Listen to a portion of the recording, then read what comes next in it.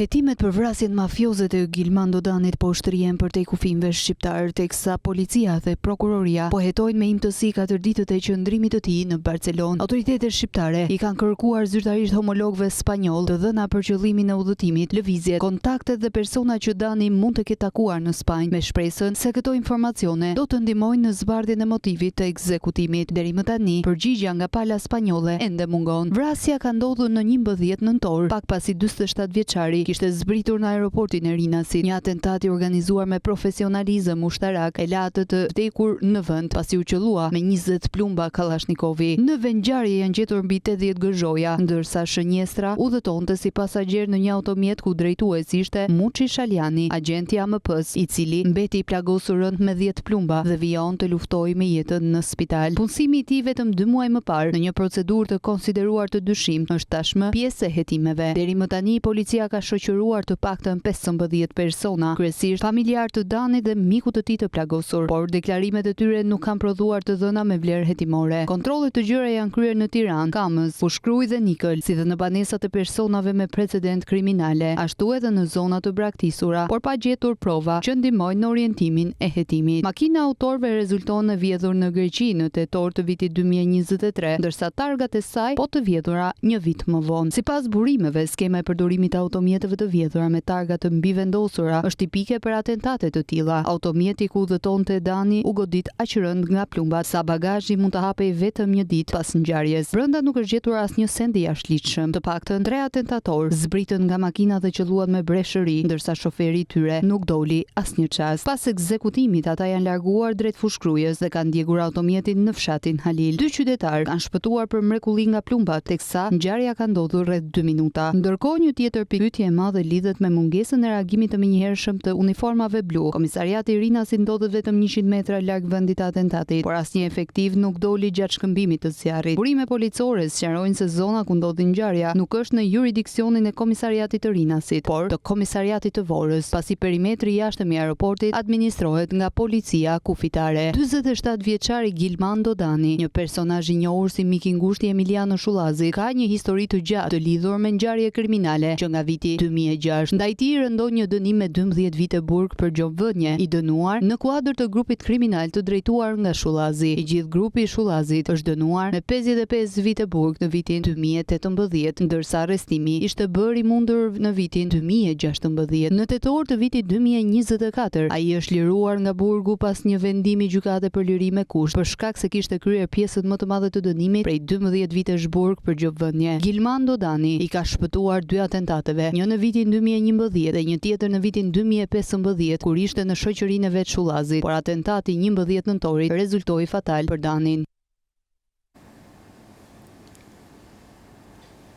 Mirëmbrëma të nderuar teleshikues, u kthyem në emisionin Alo Policia, emisioni i tretë, një ngjarje e rëndë që ka ndodhur në aeroportin e Rinasit, ka tronditur opinionin publik, ka tronditur elementet e sigurisë, dhe në këtë ka kthyer debatin për armët, për makinat e vjedhura, ka kthyer debatin për elementet e sigurisë, rolin e policisë, protokollet e sigurisë.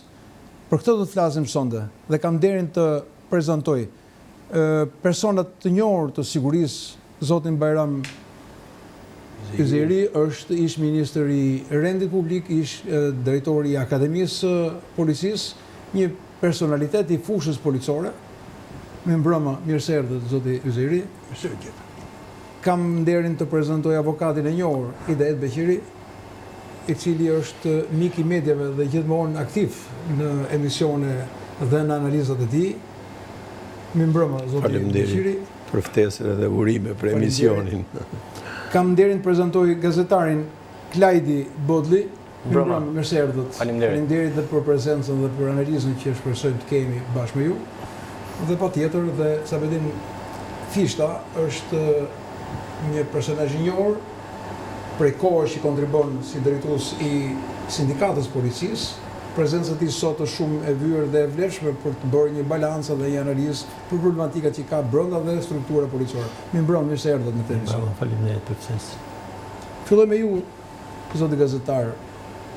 Përveç kronikës dhe informacioneve që ka deri tani të njohura nga publiku, çfarë tresh ka për hetimin ka një zbulim të një baze armësh, sa lidhje ka ajo me ngjarjen, apo sa dyshime ka lidhur me këtë ngjarje që mund të jenë, po themi, lidhje apo një bashkëpunim i mundshëm me autorët e dyshuar? I gjithë kontrolli që ka zhvilluar policia, të gjitha kontrollet, faktikisht nga e Marta, forcat e Rnea, forcat e ndërhyrjes shpejt ka zhvilluar disa kontrolle në zonën e Kryes dhe të Fushkryes, duke marrë indicje nga makina e cila u gjet e djegur në fshatin Halil. Këto kontrolle kanë qenë letemi si pasojë këtyre operacioneve që ka zhvilluar policia dhe kanë gjetur ditën e djeshme në një banesë në pronësi të Ylli Zallës, një person i njohur, pak një proceduar në më parë rreth para 10 vitesh për të njëjtën vepër penale, duke pasi u gjet një arsenal armësh, është gjetur një arsenal armësh në një largësi prej 5 apo 6 kilometrash nga vendi ku u gjet makina e djegur.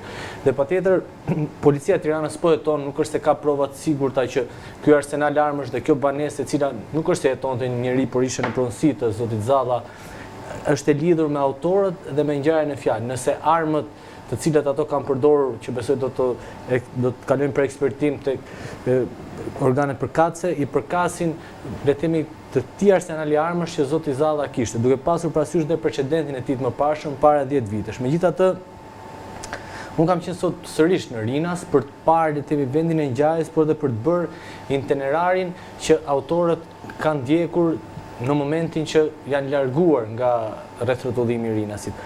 Në momentin që ato kanë marrë rrugën drejt Fushkrujës, nuk kanë dalë në rrugën nacionale Vor-Fushkruj, por kanë kthyer në fshatin Qerek, pikërisht në le të themi në atë pozicion ku para disa vitesh u përplasën, nëse ju kujtohet që u grabit aeroporti i Rinasit, pati një përplasje me armë në një prej personave i cili merrte pjesë në grabitje humbi jetën. Kanë ndjekur atë rrugë për dalë direkt në aksin Kamës Fushkruj.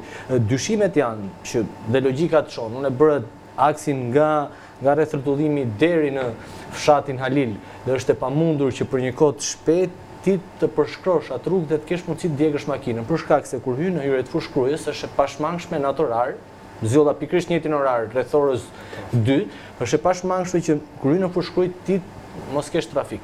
Dhe në momentin që kalon atë trafik mund të shkosh më shpejt në fshatin Halil. Ato paktën dyshimet dhe hetimet e policisë janë që kanë ndjekur rrugë të tjera të cilat nëpërmjet fshatrave të Fushkrujës i kanë nxjerr më afër fshatit Halil për të shkuar më pas për ndjekur makinën.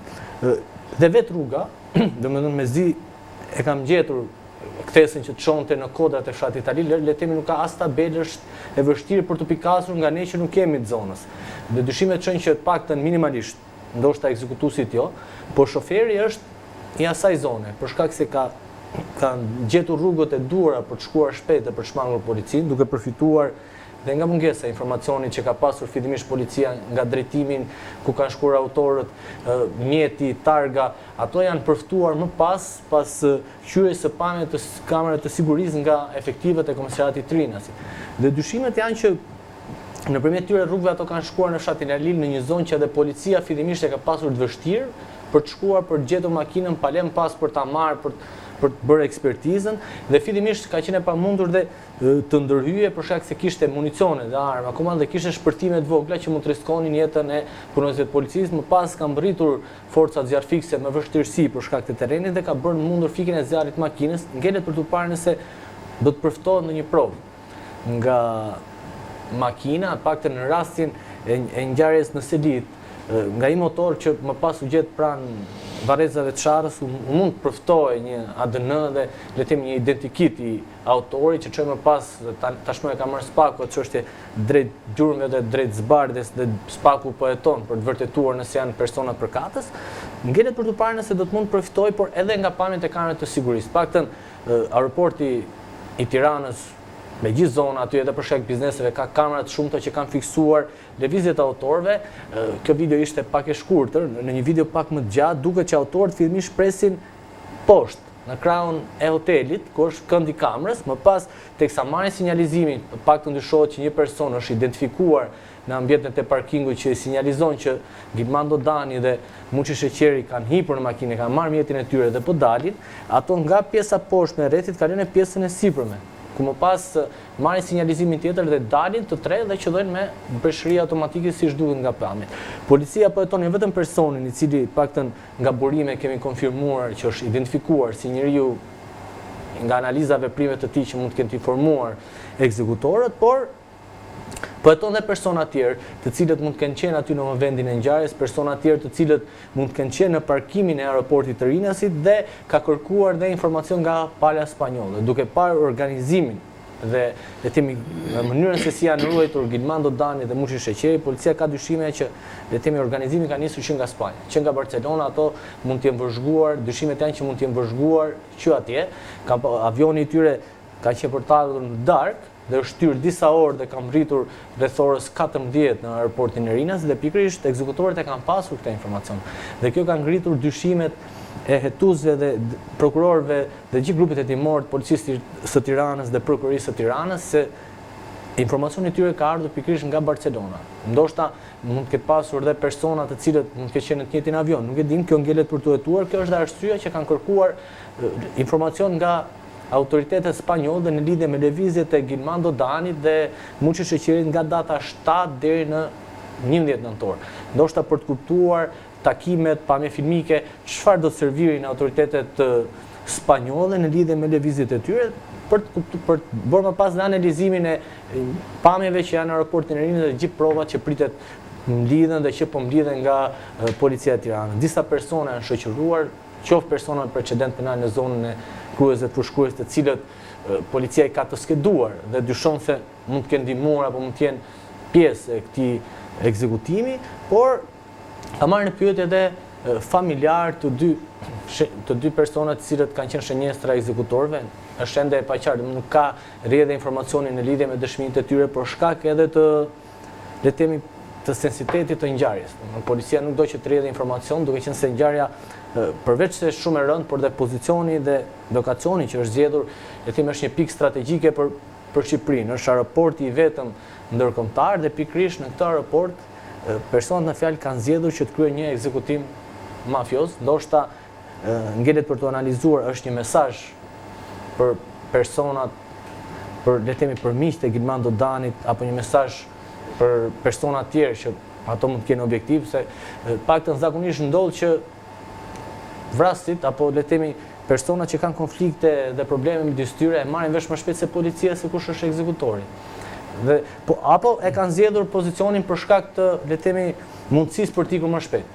Domethënë vetë e gjithë zona aty kur qoftë Fushkruaja, qoftë Nikla, t'jep mundësi për të lëvizur. Paktën nga burime nga policia më kanë konfirmuar dhe nga analizat e tyre, maksimumi autorëve mund të jetë dashur 15 minuta nga rrethëtullimi i Rinasit deri në fshatin Halil për të shkuar për djergur makinën. Që në rrugën nacionale është e pamundur, por për shkak se dyshimet janë që shoferi ka qenë njëri që e njihte mirë zonën, për shkak se kanë zgjedhur rrugët e fshatrave dhe rrugët të cilat nuk kanë trafik, dyshimet janë që maksimumi 15 minuta, pasi rreth 15 kilometra nga, se unë e provova vetë sot, nga aeroporti i Rinasit deri në fshatin Halil me rrugën nacionale është e pamundur që ta bësh aq shpejt.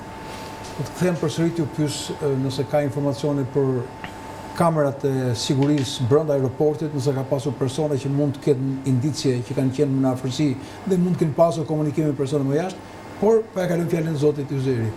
Zoti Yzeri, ju jeni një personazh apo një person në një nivel të lartë, sepse vini edhe si drejtues ministri i brendshëm në mosgaboj qershor 91, dhjetor 91, keni qenë drejtim të Akademisë Policisë, keni prodhuar dhe keni nxjerr studentë të cilët kanë qenë edhe sot drejtojnë Policinë e Shtetit, por ne vim në një situatë shumë të ndërlikuar, shumë të rënduar, po e quajmë, sepse kemi mbas vrasjes gjyqtarit, kemi këtë atentat dhe kjo ndodh në pikën më të sigurt, po e quajmë, në vendin më të monitoruar në aeroportin e Rinasit. Si e keni parë ju këtë si ekspert dhe çfarë ka një diferencë, po e quajmë për publikun më shumë, policia kufitare, pra komisariati i Rinasit, çfarë potenciali ka, policia e shtetit, po themi perimetri i jashtëm, dhe ai që quhet persona, kompania e cila menaxhon elementet e sigurisë brendshme. Si ka një harmonizim midis tyre lidhur me çfarë ata mund të parandalonin në elementet e sigurisë? Fillimisht ju falenderoj që më ftuat dhe ju uroj suksese pas 30 e ca vjetësh. Ky është emisioni i parë i organizuar që i ka dhënë në objekt të sigurisë. Gjithmonë televizionet, mediat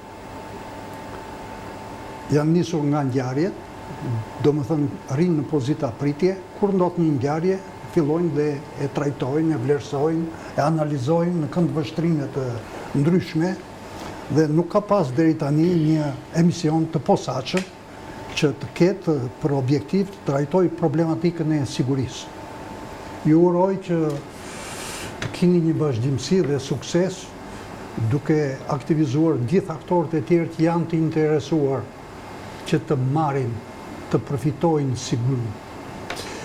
Lidhur me ngjarjen, gjykoj që opinioni publik nuk ka shumë nevojë të mësoj mekanizmin e ngjarjes, se si vepruan dhe të tjera hollësi.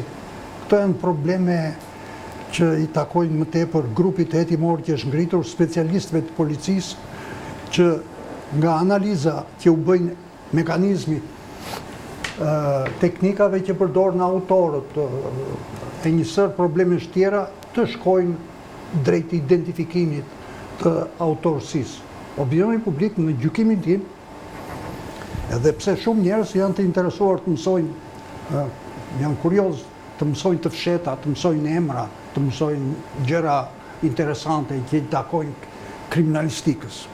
Më shumë opinioni publik do të mësoj a ishte reagimi i shërbimit të sigurisë, shërbimit policisë në kohën e duhur, me shpejtësinë e duhur, me profesionalizëm. A kish mundësi të parandaloj kjo ngjarje? Do ngjarje të tilla që përgatin të kryejnë vrasje. Janë ngjarje të rënda. A ka mundësi që policia t'i mësoj këto dhe t'i prevenoj, t'i parandaloj? Pse nuk vepruan shërbimet? Si është koordinimi midis shumë shërbimeve, sa ai është një objekt i rëndësisë veçantë, pavarësisht se nuk e trajtojnë të tillë, po është objekt i rëndësisë veçantë. Në mënyrë tradicionale kështu ka qenë vlerësuar dhe siguria fillon nga jashtë, pastaj hyn brenda.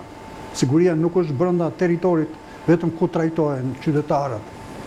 Është porta e hyrjes në raport me botën e jashtme dhe si tillë ndërthuren disa shërbime, natyrisht që ka vështirësi për t'i koordinuar tëra shërbimet, po në fundit përgjegjës për sigurinë është policia e shtetit.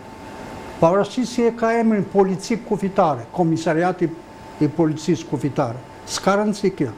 Ai ka tërë pushtetin, ka detyra të drejtat që jep legjislacioni dhe duhet të prodhojë siguri. Se si do koordinojnë pastaj komisariati i policisë kufitare me shërbimet e tjera të sigurisë private aty, me shërbimin doganor, me kontrollet ndryshme, me policinë që mbulon territorin. Këto janë probleme që duhet t'i zgjidhin pikërisht drejtuesit që drejtojnë policinë në Tiranë, që drejtojnë policinë në komisariate, që drejtojnë policinë kufitare. Fakti që policia u tregua e ngathet, unë di aq sa ka dhënë media, nuk di më shumë, pavarësisht nga takimet personale me kuadro të ndryshëm dhe punonjës policie. Fakti që u reagua me vonesë, tregon që nga shërbimi i bazë që duhet kontrolloj territorin dhe mbaj në mbrojtim elemente veçantë dhe deri te struktura e tjera, kanë reaguar me vonesë. Me dhimbje them që policia në menaxhimin e kësaj ngjarje mund të ka dështuar. Sepse ata mbase kanë kryer veprimin dhe unë nuk e di. Po shpejtësia, ky djalë që raporton për ngjarjen që e ka shkelur vetë territorin, flet që nuk mund të ecësh në atë rrugë dhe unë e kam bërë disa herë atë rrugë, nuk mund të ecësh kaq shpejt dhe të arish të... Po, ato kanë zgjidhur një rrugë alternative. Pavarësisht, s'ka rëndësi. Për mua, unë bëj përgjegjës shërbimin e policisë me dhimbje dhe sepse... Jo, patjetër, ajo që domethënë është diskutuar shumë, ndoshta po marr fjalën tjerëve, është që ato moment, si radhë herë, domethënë nuk ishte as trafik në atë rrethrodhim dhe nuk ishte as forca policie, jo vetëm në rrethrodhim, por edhe në hapësirën e territorit pranë aeroportit, që zakonisht në të shumtën ka. Megjithatë, ajo që duhet vëmë në dukje dhe duhet ta themi është që aeroporti i Rinasit dhe komisariati i Rinasit ka për kompetencë vetëm hapësirën brenda aeroportit.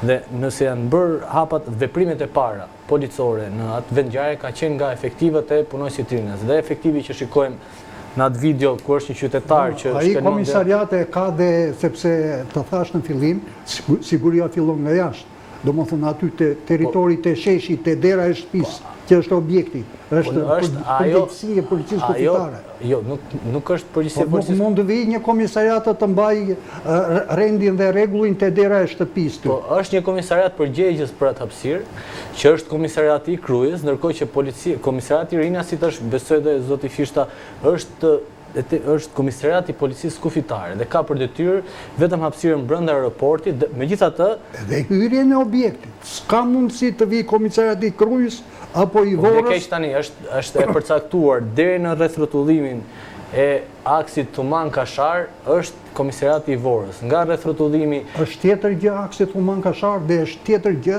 obori aty ne jemi mute hyrja e aeroportit të Rinasit. Nga rrethrottullimi dhe rrethrotullimin ku ka ndodhur ngjarja, e gjithë zona aty është kompetencë dhe është hapësirë e komisariatit të Krujës.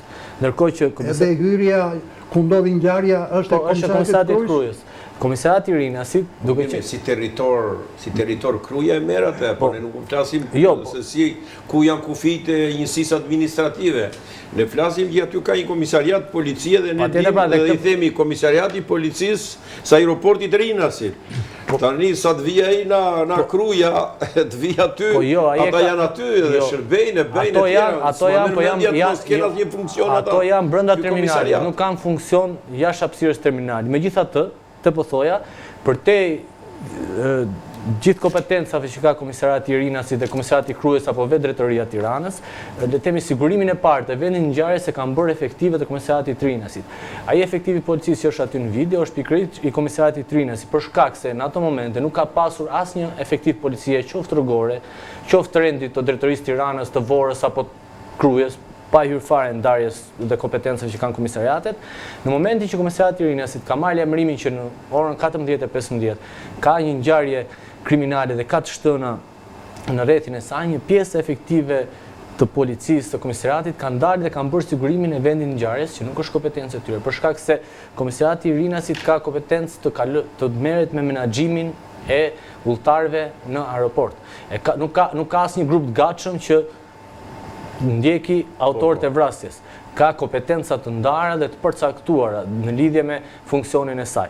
Megjithatë, ka qenë pikërisht efektive të komisariatit të Rinasit që kanë bërë sigurimin e vendit ngjarjes, kanë rrethuar zonën më aq sa mundeshin në atë momente dhe kanë informuar dhe drejtorinë e Tiranës se çfarë ka ndodhur.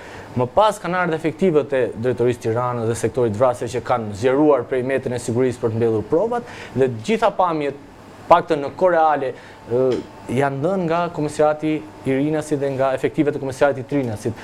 Në momentin që ka shkuar një pjesë e njerëzve dhe një pjesë e dëshmitarëve, çka kemi kontaktuar nga burime, nuk ishin për shkak se ishin të traumatizuar dhe të friksuar në atë moment, nuk kanë parë ku kanë shkuar autorët.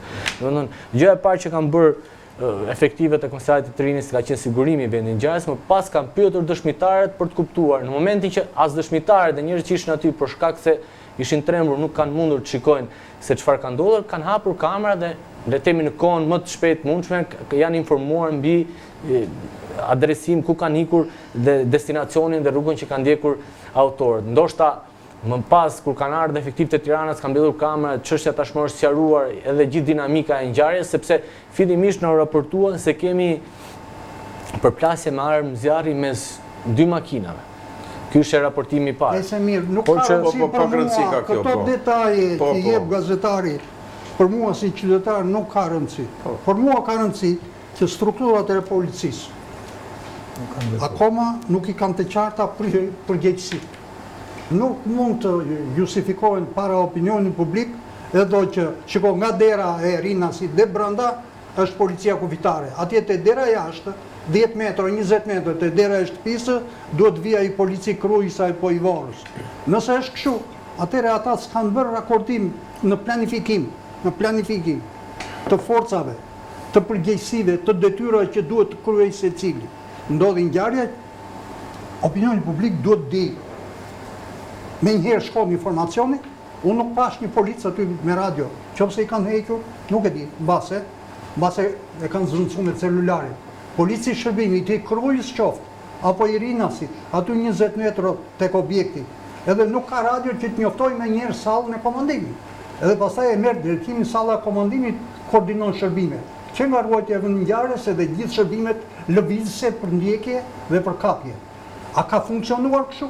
Do të thotë që nga anën profesionale, aty defekton koordinimi, që të ndarja e detyra e përgjegjësive dhe pastaj tek dhënia e informacionit dhe gjurmimi për të kapë këta autor. Se ngjarje do ketë, po mua më shqetëson reagimi, mënyra e reagimit. Mënyra e reagimit është e vonuar, nuk është profesionale, tani kështu mund të justifikohen atë. Dhe unë mbush një mendje edhe ju gazetarëve që këtu te dera e shtëpisë nuk jam unë përgjegjës për rendin, po duhet vija i krujës. Nëse është kështu, e kam gabim. Nuk është më është e ndarë, është e përcaktuar. Vlerësoj shumë debatin, është shumë profesional. Kalojmë një moment në reklamë dhe rikthehemi përsëri duke mbajtur nivelin e diskutimit. Faleminderit. Ja ku rikthyem përsëri në emisionin Alo Policia Sigure në Fokus. Ja dhe gjatë kësaj kohe kemi pasur debate dhe diskutime profesionale të cilët janë shumë të vlefshme. Ato çfarë tha dhe zoti Yziri që her pas here ne kemi bërë në kronika vetëm radiografinë e krimit, por nuk kemi analizuar problemet dhe parandalimet e saj. Dhe sigurisht që zoti për kënaqësi dhe pjesë të debatit mendimet tuaja lidhur me këtë situatë, me këto problematika të cilët thash siguria nuk mund të jetë një komisariat, nuk mund të jetë një sektor. Siguria fillon nga perimetri i largët, nga siguria e largët, siguria e afërt, siguria e brendshme, menaxhimi i pistës, menaxhimi i brendshëm i sektorit të sigurisë, pra është një kompleks masash sigurie. Nuk është vetëm një portë apo një hyrje apo një distancë e vogël tek vendi i ngjarjes. Pikërisht kur folme për sigurinë, të gjithë këto element përfshin brenda sigurisë, por gjithsesi kjo siguri sa ka qenë praktikisht sa është realizuar në praktik në drejtuesit e policisë. Që këtë situatë nuk mendoj që mund ta paranalonin, por paktën kapja ose ndjekja e autorëve dhe kufizimi i tyre dhe goditja e tyre deri në kapjen e autorëve që kryejnë këtë vepër penale, sigurisht që kjo mund të realizohet nga policia. Dhe është detyrë e policisë. Mendojmë ne që vrasjen mund të mos e paranalojnë, sepse është dim ne themi që pritat pret dhe ai që do të bëjë vrasjen e ka studiuar më mirë se sa ne që futemi për ta zbuluar, po të marrë informacion se një grup ose dy grupe kriminale janë në konflikt dhe brenda tyre do ketë nesër edhe problem larje sapesh, por në momentin që ndodh një ngjarje, detyra e policisë është që këtë ngjarje, në momentin e ngjarjes të jetë sa më prezant për ta kapur, për na neutralizuar autorët e veprës penale. Rasti konkret tregoj që policia në këtë pikë nuk arriti as të evidentonte rrugët e largimit edhe ndjekin të merrte pastaj edhe strukturat e posaçme që të diçin këtë grup kriminal i cili bëri një vepër të tillë që tronditi edhe sigurinë, sepse e kryu brenda një territori, një vendi që ne e konsiderojmë gjithë që është një vendet një objekt i rëndësisë veçantë, ka qenë dhe mbetet Rinasi. Për shumë arsye, qoftë strategjike, qoftë sociale, ekonomike, politike, gjitha i ka brenda ky si aeroport. Pra, duke qenë se specialist i forcave speciale, unë re që në këtë operacion nuk përfshin forcat speciale. Është çuditërisht, nuk u përfshi Renea, çuditërisht që Renea ka një plan masash, ka një procedurë standarde që kur ndodhin këto ngjarje vetë në veprim. Futja në veprim e Renes. Pas vendin ngjarje, Renea ka hyrë fushë kruje. Futja në veprim e Renes, në Renea në futjen veprim, ka një grup gatshëm, e ka grupin me sniper, e ka grupin me gjitha pajisjet, me gjitha mjetet, që mund të apërballoj edhe këtë grup, sa do i rrezikshëm të ishte në formë dhe në pajisje, por Renea në këtë pikë nuk u përmend fare. Reparti që quhet repart special, reparti për neutralizimin e elementit armatosur. Të detyrë ka Renea. Çfarë do të thotë? Pse Renea nuk u fut? Sepse unë kam informacion dhe di që duke qenë vetë pjesë e atij reparti, Renea ka pas brenda strukturës edhe në vartësi të saj ka pas edhe ka pas helikopteret. Helikopteret me një dekret dhe me një vendim qeveriet i kaluan në ushtrisë. Helikopteret që ishin të gatishmërisë të repartit Renea. Që Renea me atë helikopter shkurton të kohën e futjes në veprim të forcave speciale në situata të tilla emergjente. Sot e kësaj dite, Renea e ka shumë vështirë dhe koha për të fut në gatishmëri ose për të fut në veprim e Renes, për shkak të mungesës së këtyre pajisjeve, që është për një repart special, një helikopter, bile edhe projekti që e bë në repartit Renea, është bë edhe fusha, është bë edhe kulla, janë bë në projekt dhe ato u hoqen nga aty, kanë ngel aty në vend janë, por që helikopterët ato janë mjete operacionale, kanë ngel në garazhet e ushtrisë. Vjen në lëvizje pikërisht me ato forca. Me ato forca. Kanë me garazhet e ushtrisë. Ne flasim për veprimet e para. Ndoshta në kohë të Renea e vjen në dron. Po veprimet e para i takojnë pastaj veprimet e para kanë qenë glajnë shumë për dishëm. Atje për ca kohë ne i përmendni edhe profesori, këtu mos të ketë patrulla në planifikim patrulla në teritorin jashtë Rinasit është. Do të kthehemi ke forca reaguese, ke koha e reagimit, sepse janë elemente të cilët do t'i trajtojmë dhe sugjerimet tuaja, patjetër janë shumë të rëndësishme, po ja kalojmë fjalën një grup i gatshëm duhet të jetë s'bë. Avokat, e para si e keni parë këtë ngjarje, sepse vjen edhe mas vrasjes së gjyqtarit, pra kemi dy ngjarje të rënda që kanë bërë prapë me elemente të sigurisë, dhe Glimando Dani, i cili ishte shenjestra e objektivit të tyre, ka qenë i dënuar, me sa di ka qenë 12 vjet, dhe nëse do të vazhdonte do të ishte të paktën 2030. Në Shrathana është liruar, a është dhe gjyqësori që ka kujt do t'ja vëmë gishtin në raste të tilla, jo vetëm për këtë ngjarje, por në tërësi me ngjarje të tjera që her pas here lirohen para kohe me ato marifetet, me ato format që vinë, jo e shkurtuar, jo. Jo, në fakt ngjarja është shumë e rëndë. Është e rëndë dhe të rëndë bëjnë disa element që edhe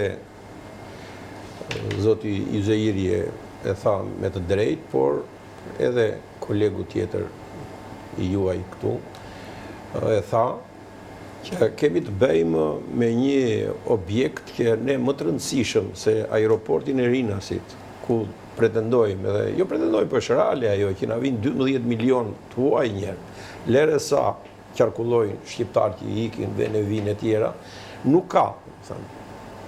Aty nuk është thjesht dhe vetëm Shqipëria, aty thuaj se është bota, sepse ne 3 milion jemi gjithsej, kurse ne aty na futen 12 milion futen në Rinas. Kështu që nga çdo lloj pikpamje aty siguria duhet të jetë e jashtëzakonshme.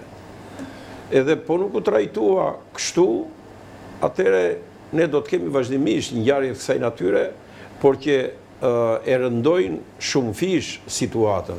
Në çfarë aspekt?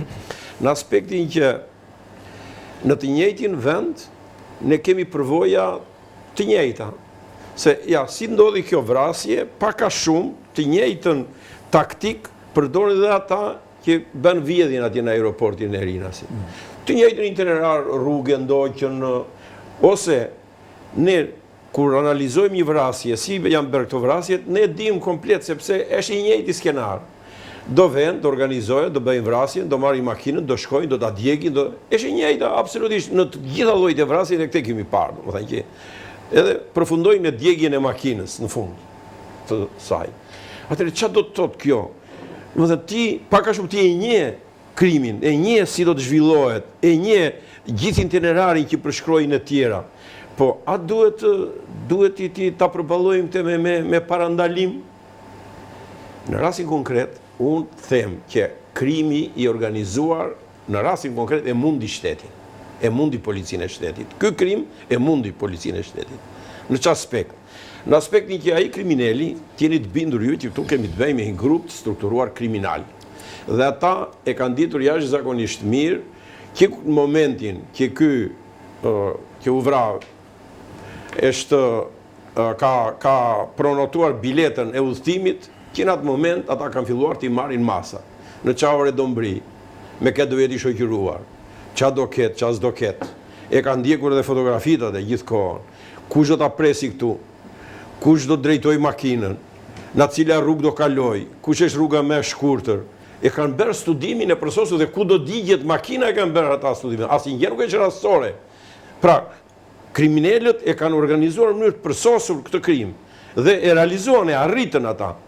Kurse forca jon parandaluese, po edhe ndërhyrëse kur ndodhi reaguese, po parandaluese njerë që derisa e marrin vesh që kur ai do niset që ande do vi këtu, ti e di, domethënë që kush e pret këtu, se nuk është problemi që kemi të bëjmë me një njeri të zakonshëm. Domethënë që rastësi zbrita unë avioni, s'ka pas i lloj asmëria, as një tutje, as një tu. Po ti e di që me çfarë grupe kriminale bëjmë pjesë këta. Kujt bote i përkasin këta? Çfarë precedent penal kanë patur të mëparshëm këta? Çfarë dënime të rënda kanë patur këta? Po edhe këtë kontingjent nuk e mbajmë dot neve nën kontroll. Unë vlerësoj që ne masi 100% nuk e mbajmë dot nën kontroll. Por aman që të mos i lëm të na bëjnë gjemën dhe gjema aty realisht u bë, se nuk është problemi se u vran vetëm ata, po aty nga mënyra si u qellua, edhe nga mënyra se na shkonin plumbat, edhe njerëzit aty që kishe njerëz për rreth ulnin kokën e ushtrin barkas e tjerë, aty bësh ata edhe në tjerë. Aty domethënë vritën edhe të tjerë. Kështu që në këtë drejtim, domethënë, kjo policia e shtetit duhet i bëjë analizat e thella edhe duhet ta konsiderojë jo vetëm dështim, po nga ana tjetër edhe çfarë masa duhen marr në këtë. Dhe ajo që është pastaj tjetra e rëndësishme do thoshja unë. Por sido që tjetë, sa do të sofistikuar atje në këto krimet, sa do mjete moderne të kemë kur udhtojnë e tjera, helikopter nuk kishin ata. Po të kishin helikopter, unë do ta justifikonja pak a shumë policisë, do thoshja, marë helikopterin e ikin, qa do bëjnë në atë moment. Por që ata me makina ikin, ti e more veshjet ju vranë, krismat u t'gjuan, atëre, kush u njoftuan në këtë drejtim? Po ku janë pritat? Qa pritë u ngrit? Me njerë ti do ngresh pritat, që të dhesh. 5 janë atje, na 5 drejtime do të vinin ata aty, do t'iknin, 5 janë. Do më thënë, rruga që të qonë aty në Rina, se klumi e do i këshandeja, rruga që të qonë këtu, ku ka qenë rrugë e vjetër që vetëm fush shkru që vinin për para neve, rruga që vetëm tek autostrada e re, rruga që e vjetra që të qonë, edhe ajo e mesit atë në hotelet që të qonë të nëzirë shkurt në Tiranë. 5 janë. Atëre, nuk gjenden do më thënë, kaq. Pse jemi kaq të vonuar neve të paktën të vesh blokadat që kur të vej makinat ti e shti përpara policia se sa të vej të vej ta djegi në humbje të zezë në Halil këtë gjë. Kështu që domethënë janë ca gjëra, them unë, që nuk e tregojnë forcën e policisë edhe që t'i bëj qytetarët në kuptimin e vërtet fjalës optimist se sigurinë neve e kemi mjaft mirë, ndihemi të pasigurt. Këto janë gjëra që e rëndojnë jo vetëm situatën, por nga ana tjetër krijojnë edhe probleme edhe në psikologji të njerëzve tanë, në psikologji se thonë shkon mes ditës tek një objekt nga më të rëndësishmi të kesh aty. Vaj halli që mund të bëhet pastaj atje në ato pyjet andej apo në ato malet e tjera atje që një polis ma se s'shkeltur kur në njerë me keme se ka par kur edhe nuk e dje ku ndodhe dhe i fshat e tjera me ratë.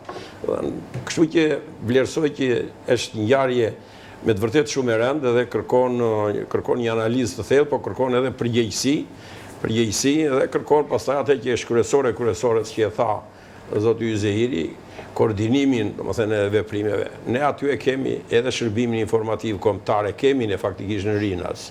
Ne aty kemi gjitha llojet e policive të tjera. Aty kemi polici tatimore, doganore.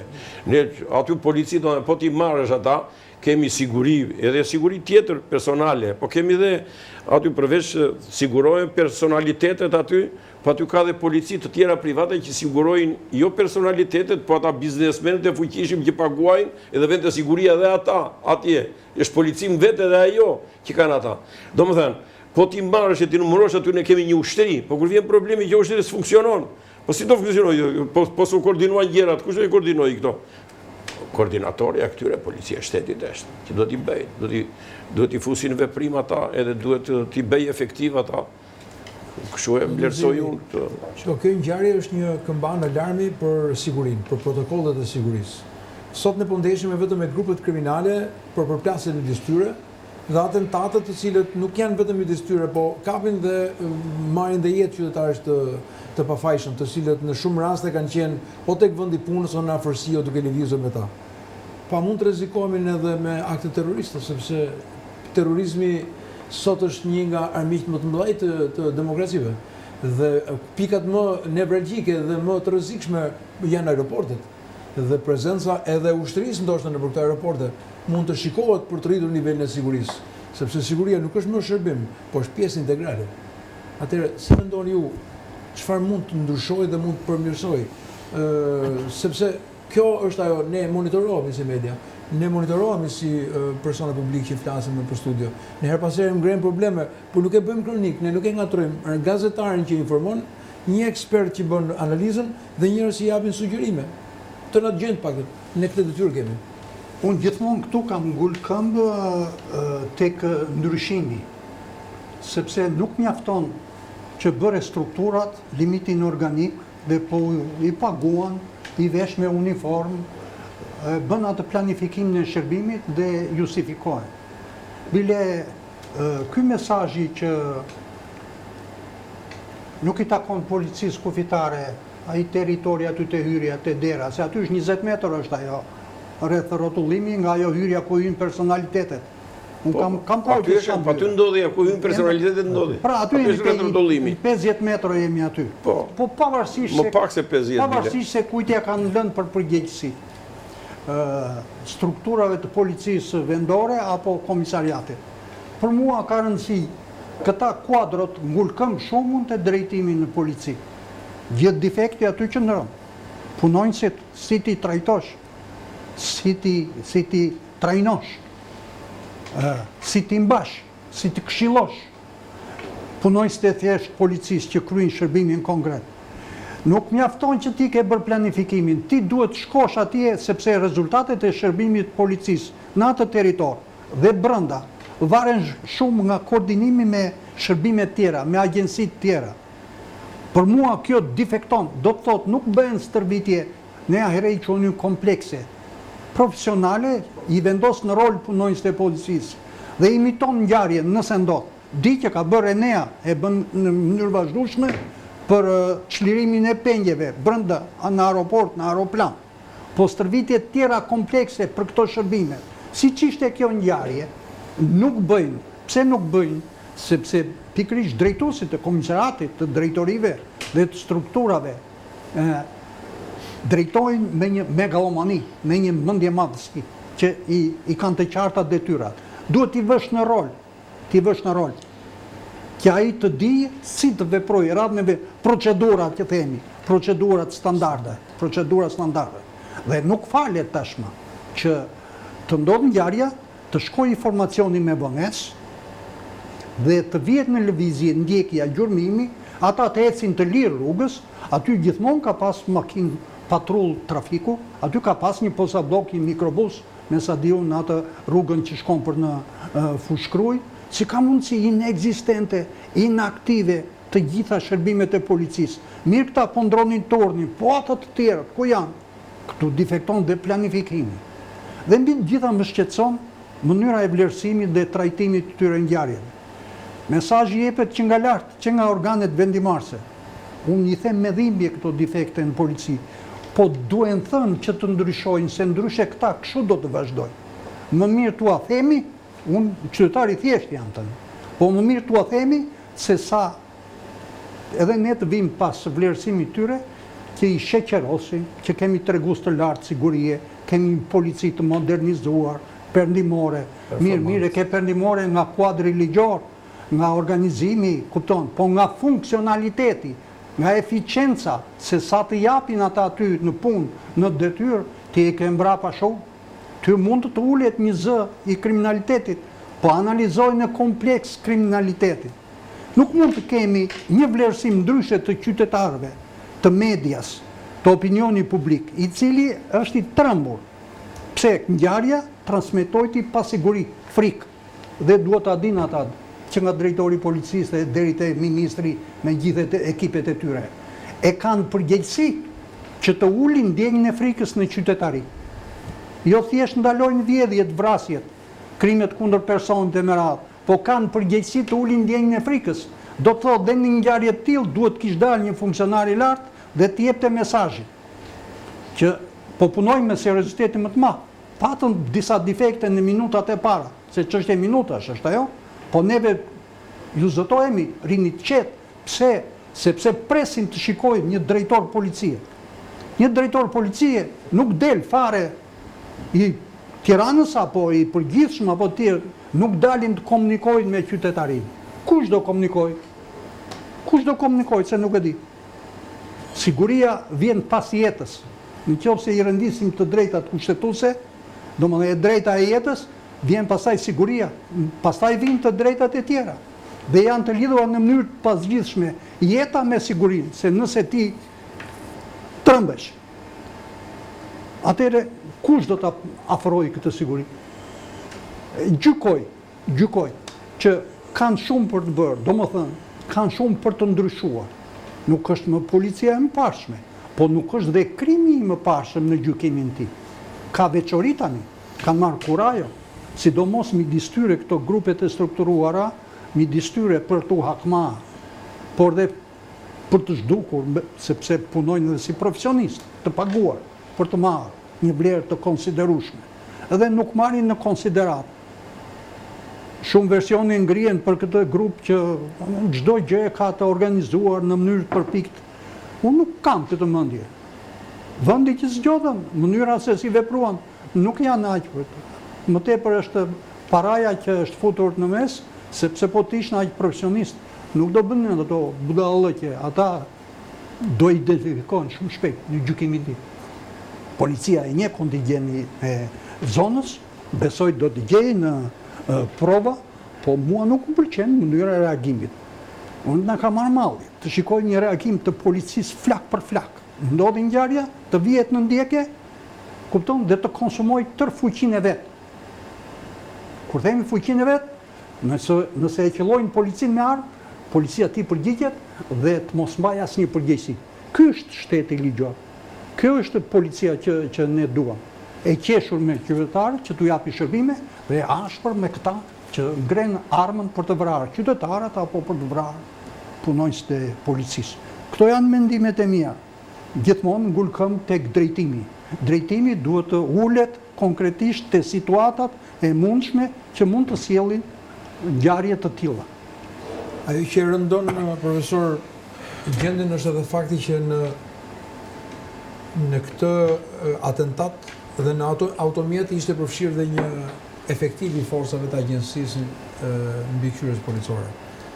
Komendi juaj, çfarë mund të jenë rastësia, është inkriminimi, janë faktorë ekonomik, çfarë e shtyn një punës policie që të përfshihet dhe të jetë në aktivitet, dhe kemi mbi 60 punës që janë të proceduar, apo sa është numri personat të proceduar nga punës e policisë, pa përfshirë nga niveli që nga drejtuesi i forcave operacionale apo persona të tjerë si rasti i Martinaj që bënte shoqërimin e personave me shkallë të lartë rrezikshmërie ose të përfshirë në aktivitet kriminal.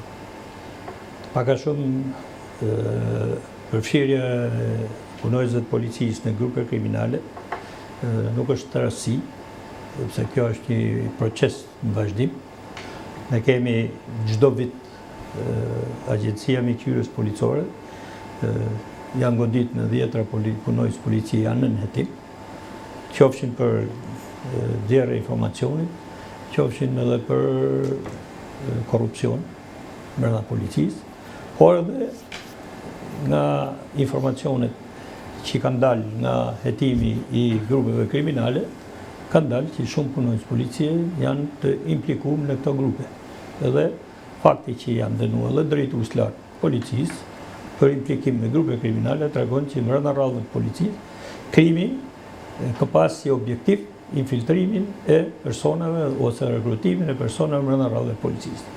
Edhe ky besoj që edhe rasti në fjalë, do të thënë ngjarja që ndodhi, vrasja që ndodhi, është pjesë e një procedure të cilët ata nuk mund ta realizojnë, po nuk patën edhe mbështetje ose njerëz brenda rrallëve të policisë që këto ta realizojnë me sukses atë vrasje të cilën e bënë dhe u larguan dhe nuk morën as edhe një informacion për largimin e tyre, për kapjen në kohë të këtij grupi. Pra, brenda rrallëve të policisë ne jemi të bindur, jo thjesht po nga praktika që kemi, që shumë punonjës policie për arsye të ndryshme, po marrë rastin që në rekrutim, format e rekrutimit kur merren dhe futen në polici, që rekrutimi u vërtetu, që u arrestu bile edhe një punonjës policie i cili dy punonjës policie që i kanë firmos procedurën e marrjes në punë të këtij drejtuesi ose këtij funksionari të AMP-s. Pra, që këtu rekrutimi vjen defekti që ka sot policia për të parandaluar futjen brenda policisë të personave. Ne dim shumë mirë që krimi posedon nga ana financiare është jashtëzakonisht i fuqishëm, tundimi është shumë i madh edhe nga ana financiare, njerëzit punojnë, njerëzit në nevojë pranojnë ose në informë ose me heshtin, në heshtje nuk raportojnë një aktivitet kriminal, ose në një mënyrë tjetër kërkojnë nga këto grupe kriminale marrin dhe nga ana financiare mund mbështeten financiarisht, ose edhe bashkëpunojnë edhe për raste që janë edhe më ekstreme, duke marrë edhe me bizneset paligjshme ose krime brenda grupeve, duke marrë pozicionin që kanë në një strukturë policore. Pra, ne këto i kemi. Numri i tyre relativisht çdo herë dalin nga goditja që bëhen edhe brenda rrallëve të policisë, por edhe nga strukturat e vetë të policisë dalin, po edhe nga strukturat ligjbatuese të tjera që jepen informacion dhe goditen në pjesë e mirë këtyre punonjësve. Po kjo do thotë se ne kemi parandaluar. Më bën një pyetje, mund t'i pyesni ekspertët dhe njerëzit në panel. A është fushkruja Nikla bastioni tyre, sepse shumë ngjarje nisin dhe përfundojnë atje? Kjo pyetje është për ju avokat dhe për ju si gazetar. A ju rezulton keq ai mund të jetë një bastion, sepse ka 3 element, sipas meje, që ngjarjet nisin dhe përfundojnë atje me djegjen e makinave. Aksi që lidh veriun, aeroportin, Durrësin, është një aks shumë i rëndësishëm, dhe aty ka 2 elemente. E para, makinat, prodhimi përgatitja e makinave për atentate, targat e ndryshme që ka punishte që merren me përgatitjen e këtyre targave, dhe kodi heshtjes. Heshtje njerëzit në atë zonë. E gjithë zona detemi e fushkrues e Niklës, le të themi, është një zonë e cila quhet për persona me precedent të theksuar kriminal, njerëz të cilët siç ka dalë nga hetimet e prokurorisë posaçme, duke marrë shkas nga zoti Fishta, policia e shtetit në disa raste ka çeduar dhe hetimet e SPAK, megjithëse një pjesë e nesh janë vetëdijshëm që një pjesë efektive dhe drejtuesët e policisë janë totalisht korruptuar dhe të lidhur me krimin, saqë për një pjesë tyre, megjithëse kemi të pamundur ndoshta ta themi publikisht, jemi të qartë dhe kush i ka emëruar nga bandat kriminale. Për këtë do të jemi vetëdijshëm. Por mendoj që më shumë se sa problemi i policisë shtetit, unë mendoj që është problemi i mungesës së vullnetit politik. E gjithë kjo... Atëherë ju e thatë mungesa e vullnetit politik. Çka bëj vullneti politik? Sepse një pjesë efektive në drejtuesët e policisë vjen aty për të shërbyer dhe për interesa politike. Mungon vullneti, sepse politika i përdor këto grupe kriminale. Me qenë se koha jemi në gati në limitin në minutët e fundit, me qenë se thatë politika, thot gazetari, ka vullnetin politik, ju vini dhe nga politika sepse keni qenë dhe drejtuesi një force politike. Jo, në fakt, policia, domethënë e shtetit, ne nuk mund t'i mohojmë, ka rezultate shumë të mira, nuk mund të krahasohet, domethënë rezultatet janë arritur dhe siguria, edhe niveli sigurisë e tjera. Nga ana tjetër, modernizimi është evident, nuk kemi mene atë situatë që i shtyrin makinat e policisë, se blokoshin s'kishin karburat rrugës e tjera. Do të thënë kemi avancuar shumë në drejtim edhe jemi në një nivel shumë të mirë. E dyta, është vërtet që dalin element, do të thënë të policisë në krimet ndryshme tjera, por numri i tyre është relativisht i vogël. Këtë nuk duhet ta përgjithësojmë, sepse është numri i vogël në raport me efektivat e policisë, sa është numri i tyre, edhe madje unë do thoshja që shumë fish i tyre kanë dhënë jetën për sigurinë e tjera në krahasim me shëndosh. Por aman, ata që tha zoti Fishta, ajo është e vërtet që krimi është jashtëzakonisht i fuqishëm në para, edhe të blen, edhe joshen njerëzit, sidomos në pagesat e tjera.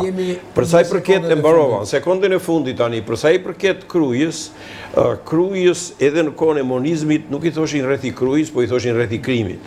Edhe sidomos ajo zona aty, zeza që ishin këto, sa herë ndodhte diçka që një gjë vogël bëj një kontroll banese, në çdo banesë do gjej një armë, kohën e monizmit, jo më sot. Kështu që në këtë drejtim e kam fjalën që derisa i njohim se çfarë zonash janë, atëre përqendrimi, forca zbuluese, forca goditëse e tjera duhet të jenë të fuqishme sepse e ke si vatër zjarri, do më thënë, dhe këto vatër e zjarrit mbajnë në kontroll, e ke mundësin që ta mbash në kontroll këtë gjë, edhe kjo faktikisht nuk bëhet mirë.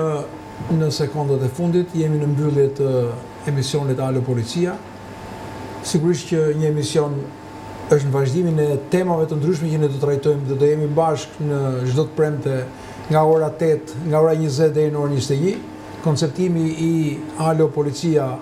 Ashtu si kurse të avokatit tha që duhet kemi besim të struktura policore, duhet të telefononi 129, duhet keni besim ke policia e shtetit, sepse është më mirë të njoftojmë, të kërkojmë ndihmë se sa të bëjmë vetëgjyqësi.